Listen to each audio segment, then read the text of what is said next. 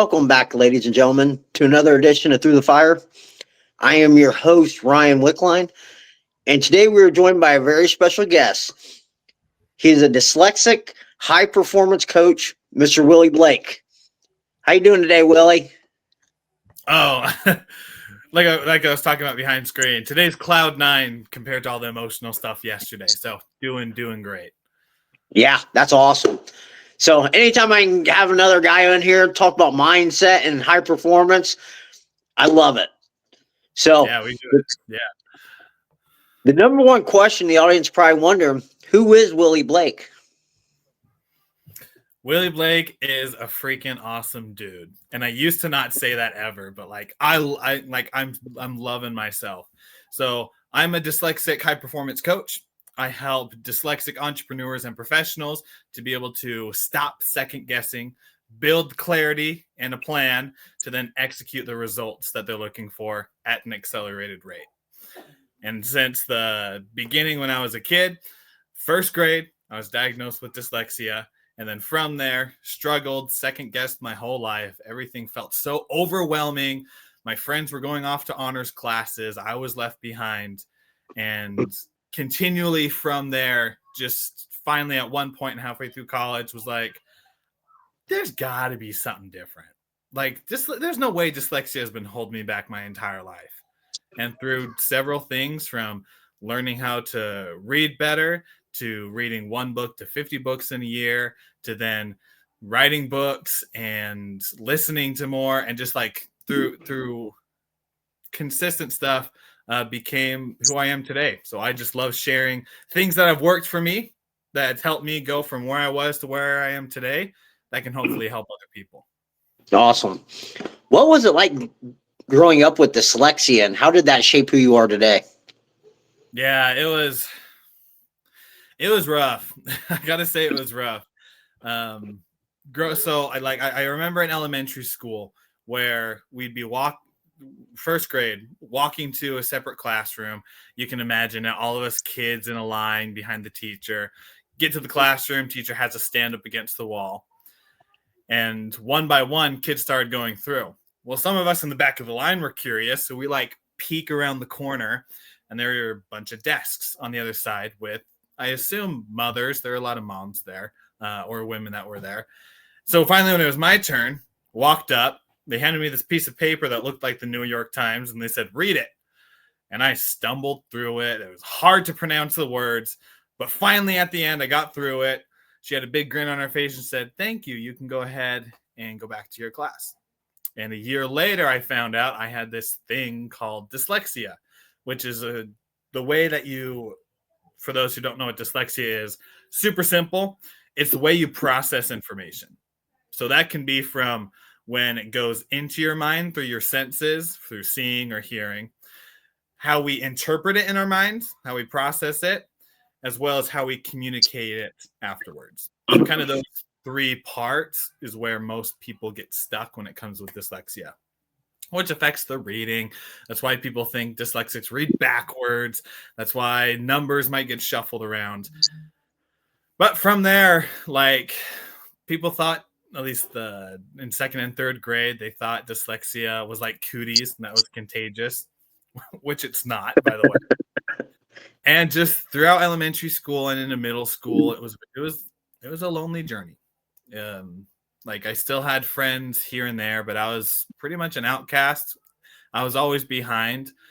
In sixth grade, we would have to write a paragraph at the end of the day talking about what we learned that day. Always the last one finishing the tests. And if it was a time test, never got to the end of it. And even in high school, where my friends and I would walk after lunch to our next class, they would walk into honors class, and I'd have to turn, walk a few more doors down to regular English class, which nobody wanted to be there. And I just felt like I didn't belong. So it was pretty difficult growing up, of feeling a little lonely, of not thinking anyone else could relate to what I had, because dyslexia it's like a taboo topic. You don't really talk about it with other people unless they mention it first. And so just growing up, it was a a time of always second guessing myself, always being shy, and truly just trying to catch up to everybody else. How many people are diagnosed with dyslexia? Like roughly. Yeah, so in the world, it's kind of hard. So diagnosed in the US, they estimate about 42 million people in the US have dyslexia. But out of those diagnosed, at least the last research I read, about 2 million people were diagnosed with it. And so there's a huge gap between people who are diagnosed with dyslexia and are not, but have the symptoms for it. That's crazy to think that there's 40 million people roaming around that don't know what's wrong with them. Yeah, and that's just the US. Yeah. That's just the US. The research also said 10% of, there's so many different statistics, but it says in between 5 and 20. So we'll just hit 10. 10% of the world population have some form of dyslexia, which we got 8 billion people. So that comes out to 800 million people in the world have some sort of dyslexia. That's a lot. Yeah, that is a lot. What was your mindset and confidence like growing up then when you were diagnosed, after you were diagnosed with dyslexia? I was very in observant mode, which is my excuse in a suit dressed up as, I was not confident much. The only people who actually knew who Willie was growing up was my closest friends, where we'd be hanging out at the house and I'd be laughing, I'd be playing with them. Like I wouldn't be hiding anything back. But anytime I'd meet their parents or I'd go out and really do anything else, school, church, play at the park, anything, I was always the one just like watching out for other people, thinking, I got to be cautious, got to watch out for what other people are thinking about me because they're thinking about me. And I don't want to seem like a fraud. I don't want to seem like I don't know what I'm doing.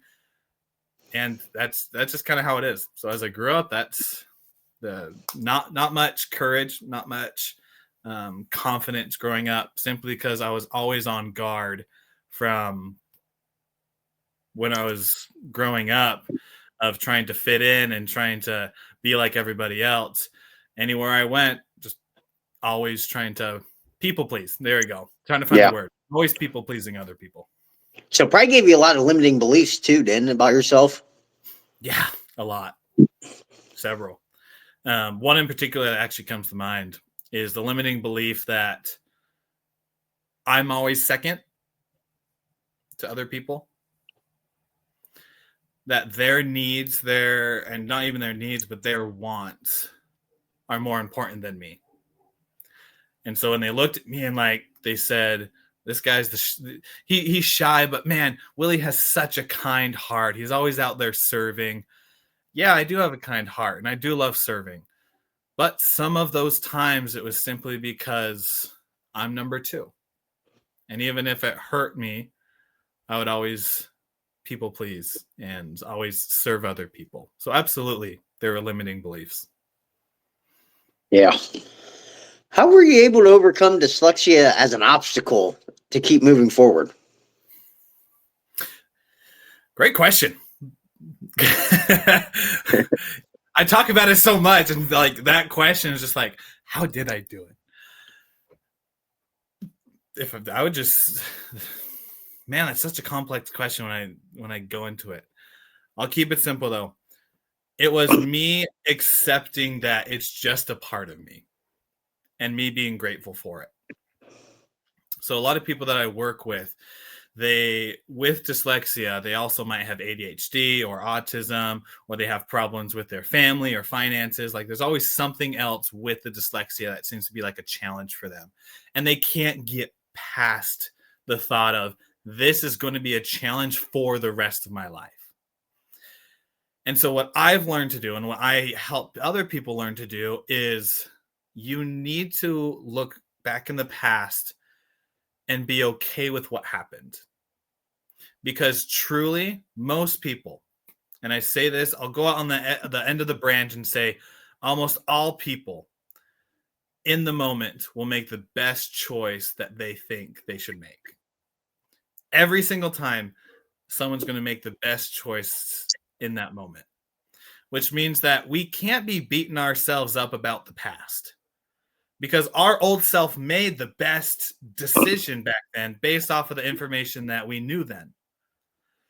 So what I tell people and what I do with my clients is I tell them, be grateful for the person who you are. Be grateful for the decisions that you make. Learn the lesson for sure. Learn the lesson. That's what life's about, learning and being a lifetime student. Learn that lesson and be grateful for what you've done. And now when you're grateful for the past and the mistakes that you make with the weaknesses and strengths, then you can start moving forward to something bigger and better. And so that's what I would say, like, to people who are like going through those challenges, like me, who saw dyslexia as this thing and trying to overcome it. I would just say, you're making the best decisions you did in the past.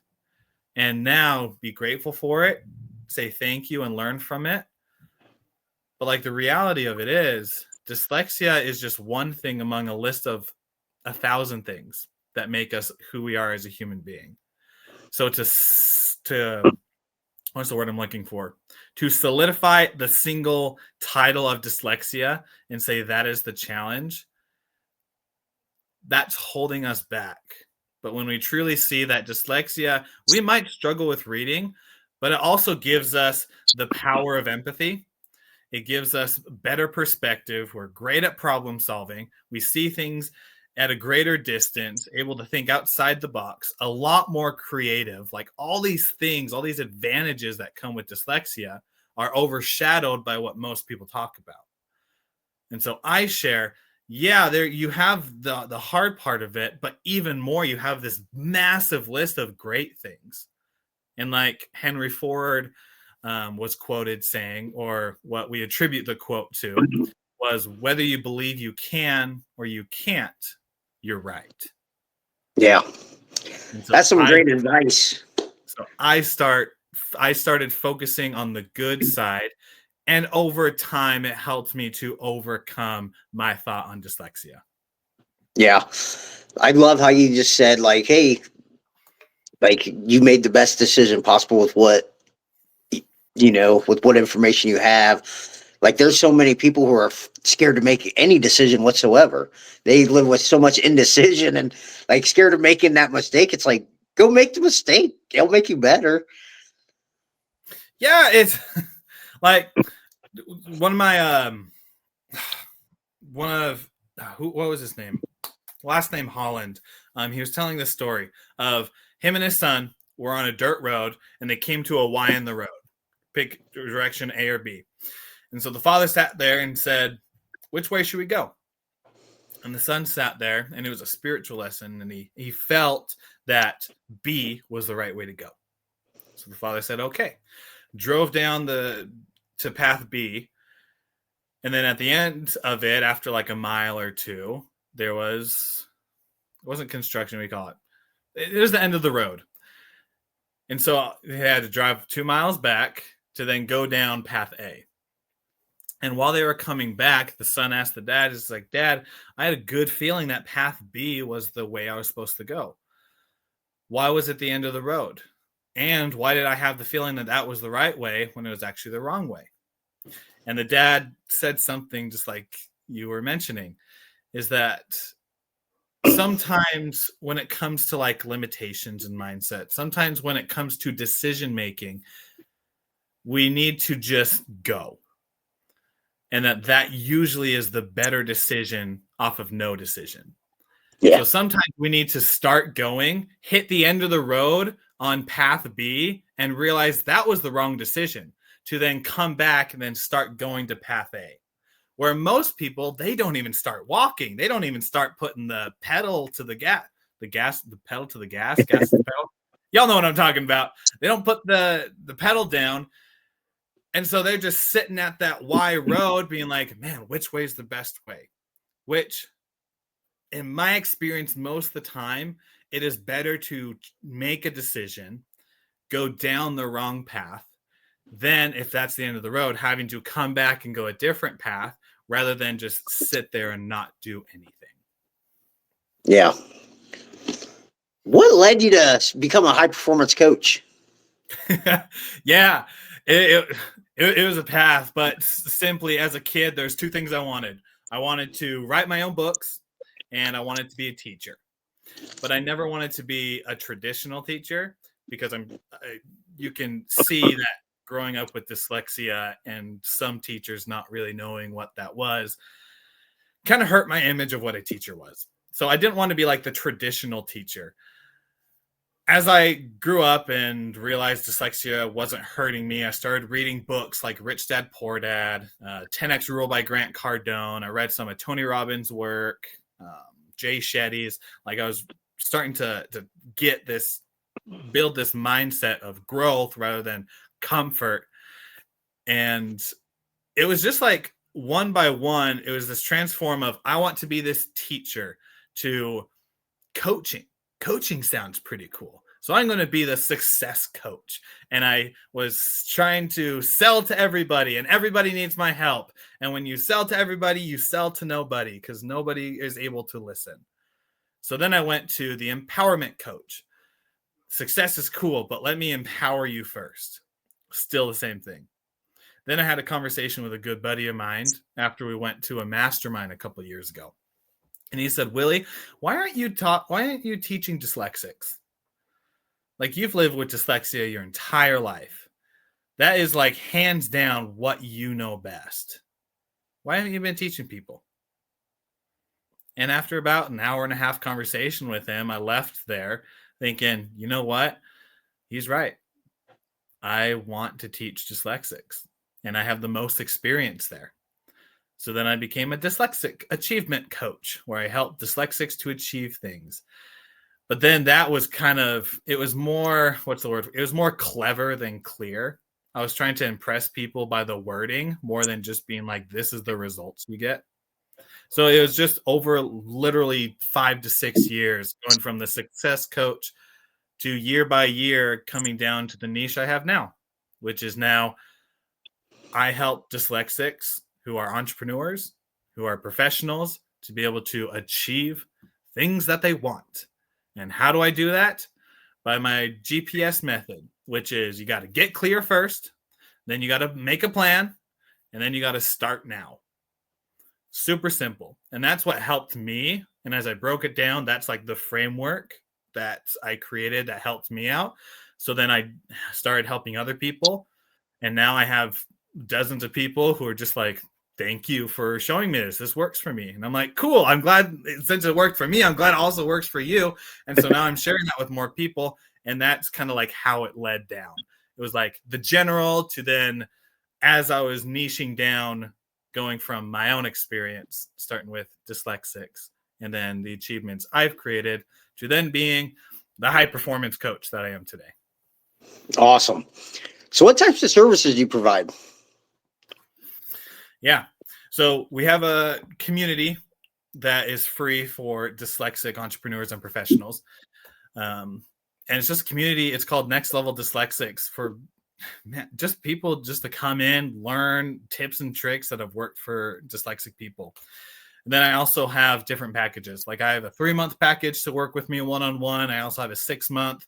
And then I also have a clarity call, which is kind of like the good middle ground between where jump on a call with me for 45 minutes to an hour. We literally lay out a plan for you to take action on.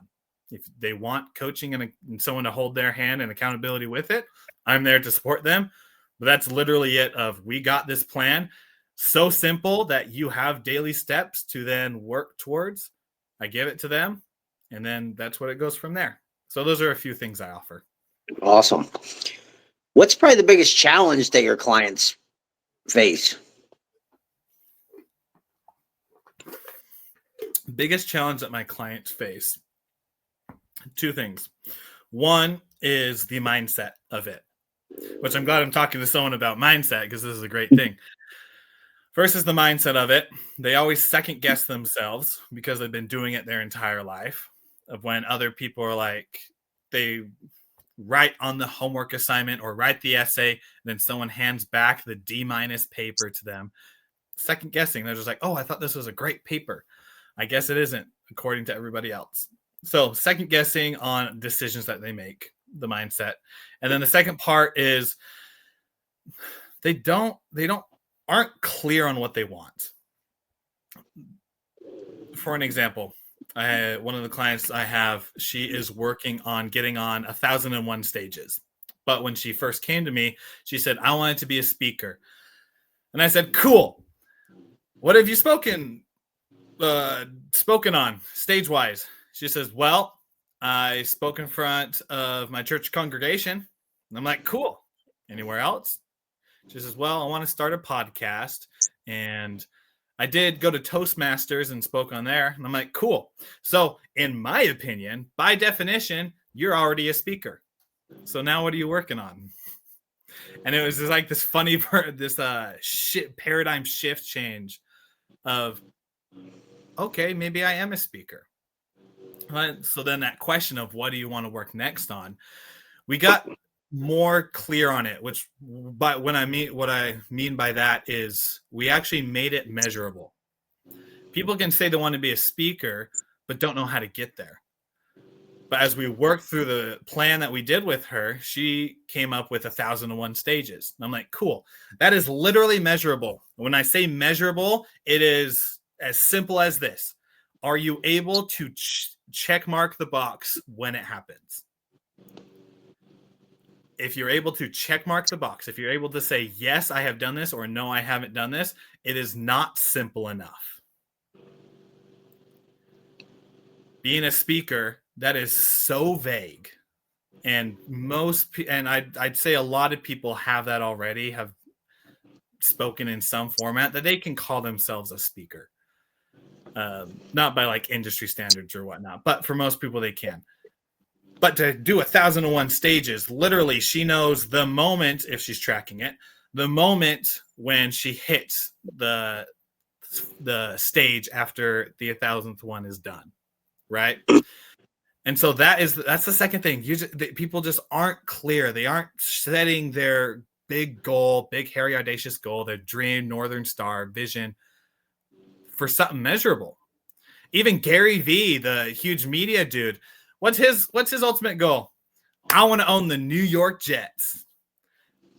He can mark that box when it happens or not.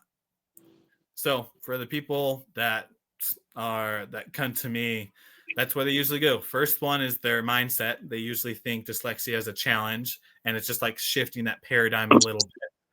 And then the second one is just the clarity behind it. Is your goal measurable?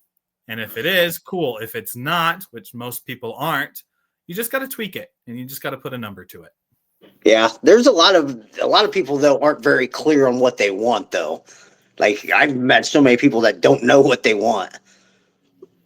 Yeah, it's pretty simple for people who have done it before. But I remember I used to not be clear on it. Like I wanted 5 years ago, I wanted to be the next Tony Robbins. That was my goal. I would say it to everybody. I'd say it with chest. I am the next Tony Robbins. It would put this fire in me. Then finally, I had a wise mentor be like, what the heck does that mean? And it stopped me in my tracks. Because I don't know. What does it mean? Does it mean I get on a stage with Tony Robbins? Does it mean I influence 1 billion people? Does it mean that I am able to write a dozen best-selling books? I'm not sure how many he had out. Like, what does that mean? And so it was this arbitrary goal that I was going for, but would always be less than, because I can't ever reach that. There's no defining point of how I'd reach it. And so whether I thought about it or not, subconsciously, I was always behind. So, man, most people don't get it clear, but when you get it clear, it is amazing. It's amazing how motivated you can get when you get clear. Yeah. Why do you think most people feel stuck in life and are afraid to pursue their goals and dreams? They're not clear enough. I think that's where it mostly comes from.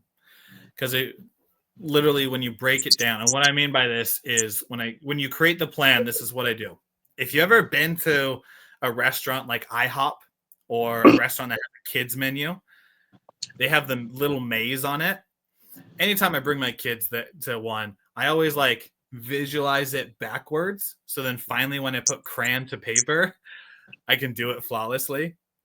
That's what we need to be doing with our goals, is that you start at the end and work your way back, have those milestones in place so that when you finally get to where you're at, you know the steps forward. But most people aren't clear. Most people don't have that.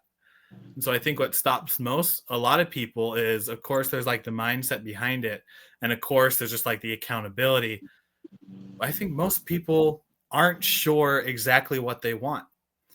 And because they're not sure what they want, they beat themselves up because they haven't reached it yet, which is kind of ironic that you're beating yourself up for something that you can't even reach in the first place. Yeah. That's kind of crazy to think about like that. Yeah. What is the 2% rule and how can it help people who feel stuck? Yes, I love this rule because this is my favorite rule that's helped me out, because as a dyslexic, I can't do this cut cold turkey, jump into the flames type thing. I like other people do, or I guess like the big people like David Goggins and the Do Hard and all those people. The 2% rule. It is, if your goal is 100%, like you finish it, 100% completion. The 2% rule is doing 2% action every single day to get to your goal. So like my client that I had, their goal is 1,001 stages. As we worked it back, what it came to was that they needed to go to an in-person event that they're speaking at once a month. And then they need to be connecting with event planners on LinkedIn. And they are reaching out to 2 to 3 LinkedIn event planners every single day. I don't know about you, but if I thought I want 1,001 stages, I might be motivated to get there. Maybe not. Maybe will be. But if I know that in order to get there, all I have to do is go on Eventbrite or find events that I can just be on someone's stage once a month, and then just every single day quickly search event planners on LinkedIn to connect with them, connect with 2 or 3 of them. That seems so much easier than the big, just focusing on the big, hairy, audacious goal. Yeah. 2% every single day helps you to get to where you want to go. Yeah, and it probably doesn't scare them as much, does it, either? Like as you're diving head first. Yeah. The first time this came up was when I wanted to read more books. I came across a statistic back in 2018 that said 95% of CEOs read 50 or more books a year. I thought it'd be really cool to be a business owner and a CEO. Ain't no way I was reading 50 books. When on average back then, I was reading maybe 1. But I'm like, I'll start slow. I'll start small. So I got a little postcard, wrote 1 through 12. A book a month didn't seem too bad. I broke it down. The average self-help book is 300 pages, which means 300 divided by 30 days, average days in a month, then is 10 pages. So if I read 10 pages a day, then I'll finish a book a month, which then in a year's time, I'll read 12 books. That seemed more simpler to me. So I started to read 10 pages a day and I got to that 12. And then even further to 40 to 50. And now I read 60 or more books a year. And so it's just like, it's the little steps that go, it's the small consistency forward that matters. Because in my opinion, perfection is dead. And perfection is fake, because most people's definition of perfection is just a sugar-coated procrastination. When it comes to 2%, well, the feedback I get sometimes with those who are critical of it are, why not focus on the 100? Or why not focus on the 1? In my experience, if you focus on the 100, you hit analysis paralysis. There is so much to do, you don't even start. But then on the 1% side, if you focus on 1%, it doesn't get a fire within you. It doesn't like ignite you to start doing something. And it just makes you stay in that comfort zone. So 2%, it gets you out of that comfort zone, but still small enough to where it's bite-sized and that you can easily do it each day. And it probably helps you establish those habits that you need too, probably, right? Like them small daily habits, like you said with the reading, like you built that up so it became a daily habit, and then you were able to expand on it. Yeah. I could read 10 pages a day. It might take me an hour, but I can read 10 pages a day. But if I would just sit down and be like, I need to read this book in a week, I'd feel overwhelmed. Or just be like, if I had a stack of 12 books, I need to read these by the end of the year, I'd feel overwhelmed. But knowing it's just 10 pages and I put time off to be able to do it right before bed or right in the morning to read those 10 pages, well, then it's bite-sized. Then I'm able to do that.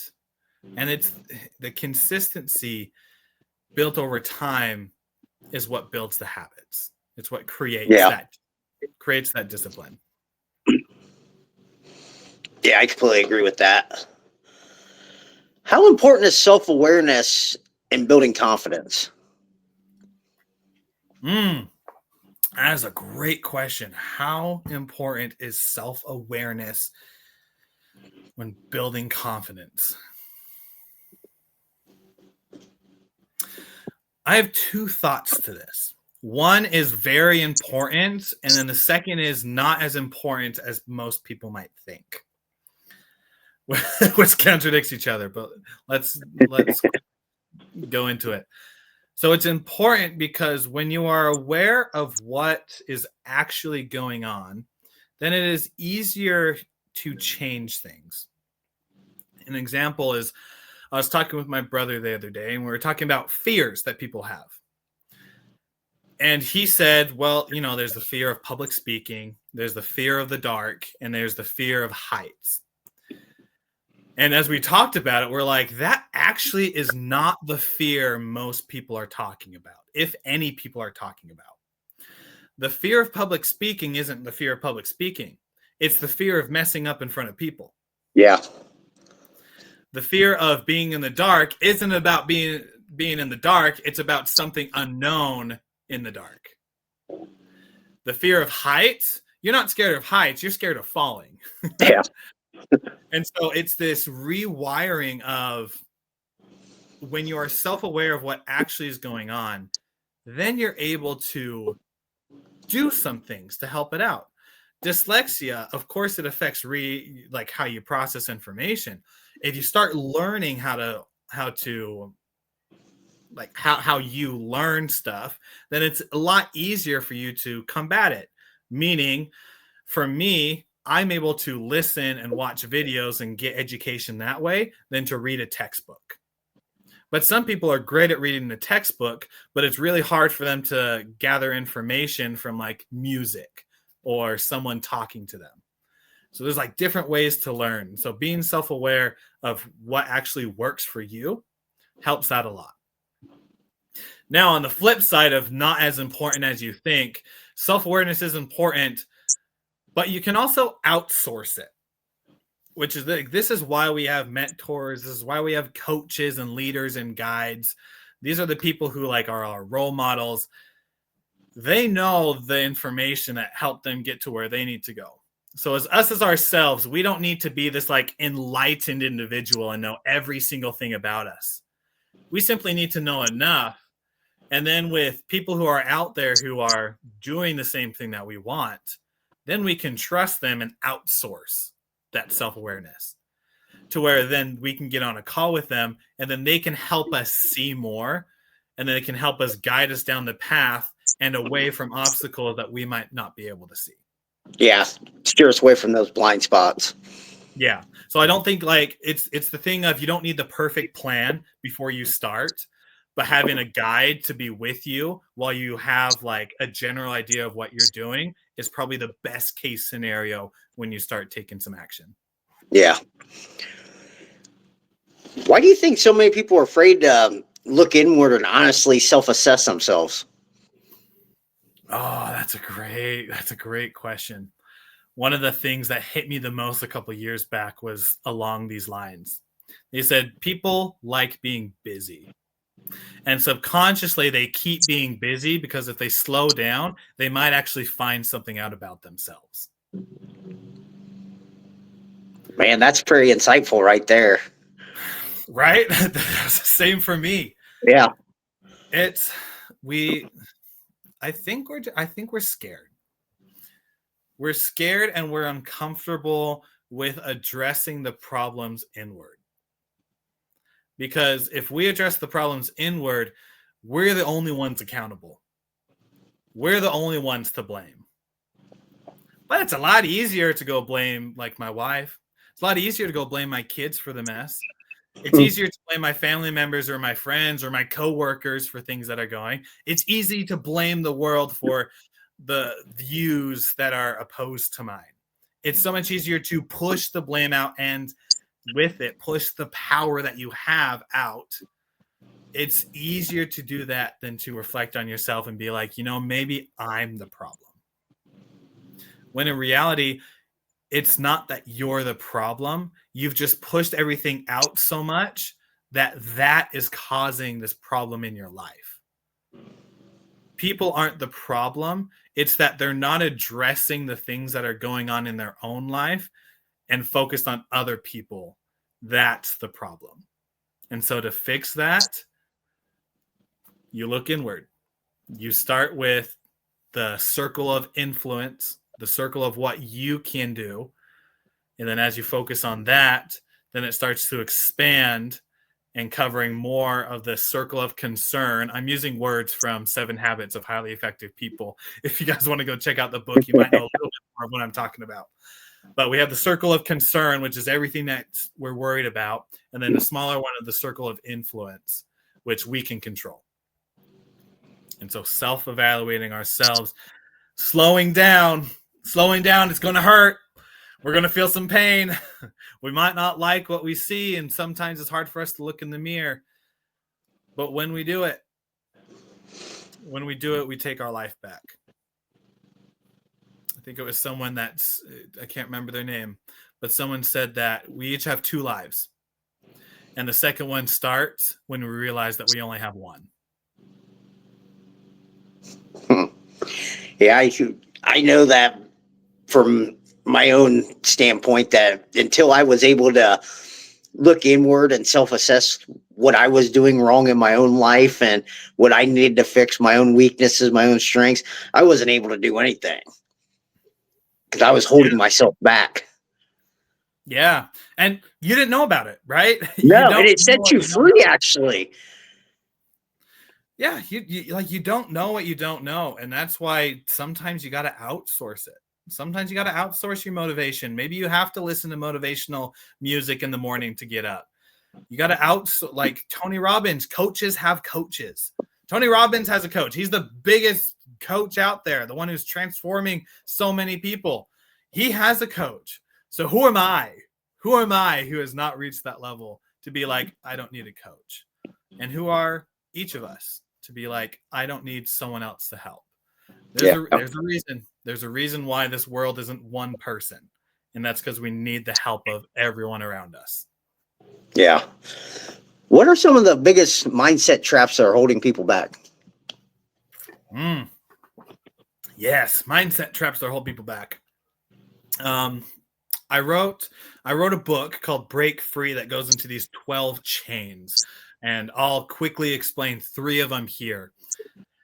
The first trap is the words, I don't know. When you use the words, I don't know, it stops you thinking. Let's say, Ryan, you and I are sitting are just chilling. Dinner comes up, and I want you to ask me. You ask me, what do you want for dinner? What do you want for dinner? Yeah, I don't know. Yeah, we're not going to get very far. Yeah, you don't get far. No. It stops the conversation. It stops the flow of trying to make a choice. So the words I don't know is it's the silent poison that people don't know about. How to combat that is when you say things like, what are your goals? Well, I don't know. Who do you like in the world? Well, I don't know. What's your opinion on such and such? Yeah, I don't know. The way to combat that is if you were to say to me, I don't know, I would come back as like a mentor and coach and say, and if you did know, what would it be? And I would keep pressing you with it. But if it's from us and we're looking at the mirror and we're looking inward, if I say I don't know, then you need to add the word but. I don't know, but let's figure out a dinner choice. I don't know, but I'll help out this customer and we'll see where it goes. Customer comes to you. I don't know, but let me go check in the back for you, right? It progresses the conversation. It progresses the flow of like good decision making. So that's the first one. The words I don't know. Only time I say those now are when I'm teaching a lesson, because one of my mentors has nailed it into me that I cannot say those words because they are just that silent toxin, silent poison. The second one is what you think, meaning what other people think. This is where the people pleasing comes in. When you care about what other people think, you stop living who you are. You stop doing things that work well for you. Like I mentioned before, at the beginning, as the kid, I would always be second to everybody else. I hated being second to everybody else.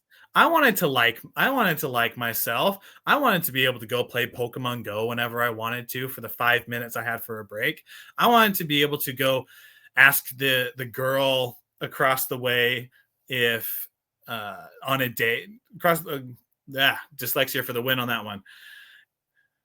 Refocus back. Okay, ask the girl across the way, ask her on a date, but then hear my coworker being like, "Oh, I think she's kind of cute," and be like, "Oh, I'm gonna let him have her." We thinking about what other people think, it stops us from being who other people need us to be. Stops us from who we need to be. Because ultimately, I don't think that we're here just to be like ourselves and just to do what we want. We're here to serve. Like we are built to serve. But we can't serve people if we don't know who we are. And so the second chain that holds us down is what other people think. And then the third one is what I think. What I think about myself. This is the self-doubt. This is the thinking that we might be prideful or ego. This is the jealousy. This is the coveting. This is all those things of what we think. And when we think that we're bad and we think that we can't do it, well, then why would we ever want to do it? Our minds, our brains, completely lazy. Our brains like to do things the easy way to where they don't use any power more than they need to. That's why habits are habits, because habits are things that we've done consistently to where our brain doesn't have to think about it and can just kind of go off into its own thing. For example, for those people who are able to drive, have you ever started from your house driving to Walmart, and as you drove, all of a sudden, snap, you pull into the Walmart parking lot and you're just like, I drove 20 minutes from my house here and I didn't think about, and I don't even remember the drive. Second nature, our brain is just, it's lazy in nature, so it likes things comfortable. And so if we continually think of ourselves in that negative mindset of, I can't do this, I can't do that, I'm this bad person, well, then of course you're going to start believing it because you're telling yourself that. So that third limitation is ourselves, what we think. And there's a bunch others that people can go check out, but those are three. And if to wrap this part up on those three, one of my favorite quotes is, I'm not who I think I am. I'm not who you think I am. I am who I think that you think I am. Hmm. Kind of insightful right there. It's one of my favorite quotes because sometimes we push out certain parts of our personality based off of who we're talking to. To our coworkers, we might be a little bit more professional. With our friends, we might be a little bit more silly. But why not be everything everywhere we go? Yeah. Are we so scared of ourselves that people aren't going to love us for who we are truly? I think that's a question most people need to ask themselves. Yeah. Sorry to bring the energy down on that. You got me on like a tangent, You're good. like a heartfelt message on that one. How can people get a hold of you? Yes, best way to get a hold of me, go to my website, coachwillieblake.com. And there you'll be able to find links to all my social medias, links to be able to work with me if you want to, as well as to join the community of dyslexics. Awesome. And I'll put that in the show notes too. Is there anything we haven't covered that you want to talk about?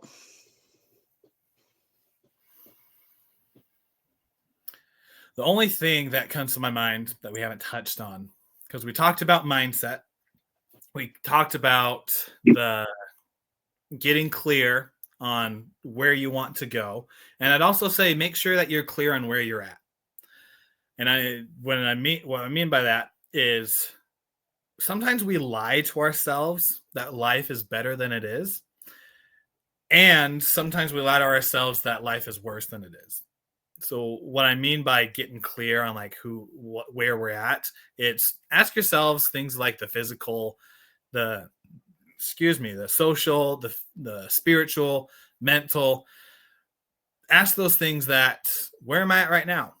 So physically, do I have a six pack? Do I have energy to carry me out throughout the day? Or am I sitting here with a keg trying to get by in life?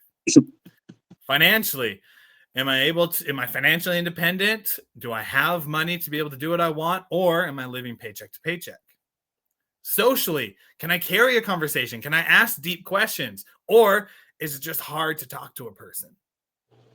And when we become so clear, that helps us so that we know where we're at and where we're going and the direction we need to head. So we covered that. First the mindset, then the get clear. Talked about the plan, the reverse engineering. Talked about the 2% rule, which is where you finally put the foot on the gas pedal and start driving.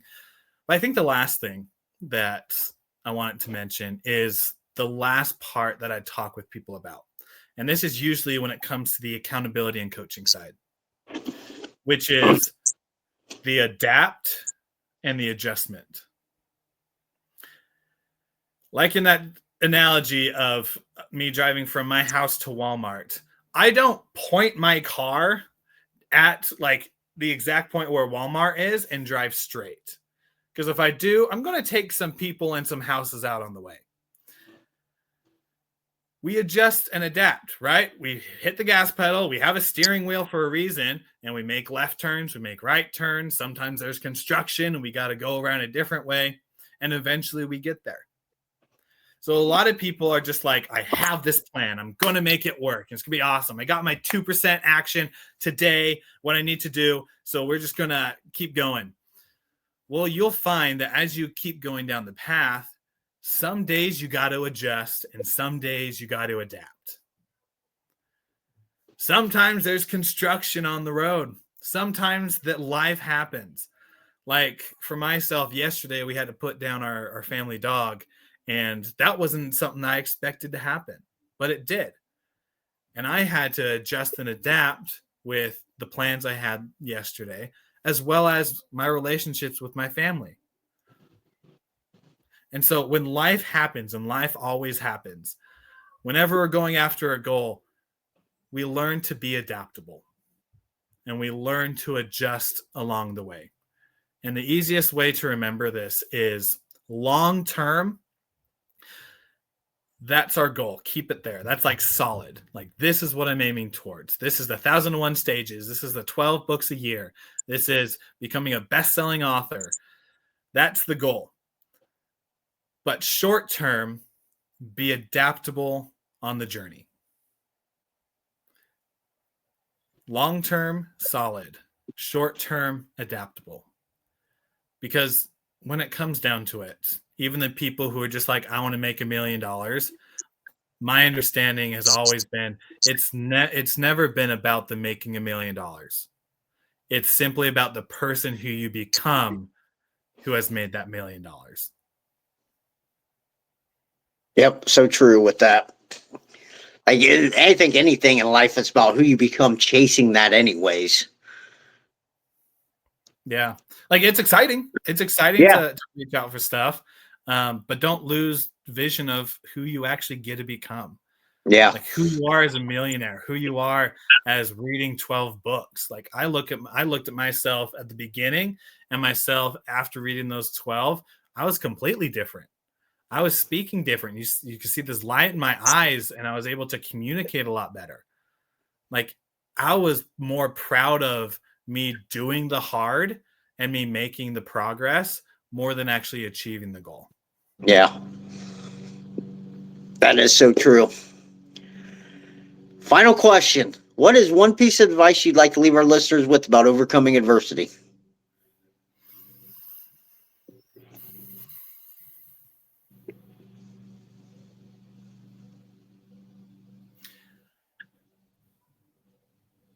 Do it with a friend. Don't do it alone. This world is hard enough with all the problems and challenges that we have to be doing stuff alone.